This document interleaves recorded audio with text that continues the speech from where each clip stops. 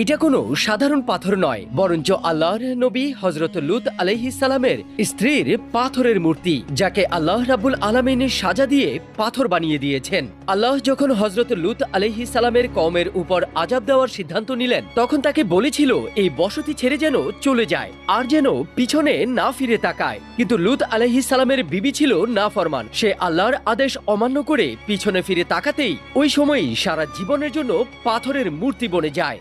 আল্লাহু আকবার। এটা কোনো সাধারণ পাথর নয়, বরঞ্চ আল্লাহর নবী হযরত লূত আলাইহিস সালামের স্ত্রীর পাথরের মূর্তি, যাকে আল্লাহ রাব্বুল আলামিন সাজা দিয়ে পাথর বানিয়ে দিয়েছেন। আল্লাহ যখন হযরত লূত আলাইহিস সালামের কওমের উপর আযাব দেওয়ার সিদ্ধান্ত নিলেন, তখন তাকে বলেছিল এই বসতি ছেড়ে যেন চলে যায় আর যেন পিছনে না ফিরে তাকায়। কিন্তু লূত আলাইহিস সালামের বিবি ছিল নাফরমান। সে আল্লাহর আদেশ অমান্য করে পিছনে ফিরে তাকাতেই ওই সময়ই সারা জীবনের জন্য পাথরের মূর্তি বনে যায়।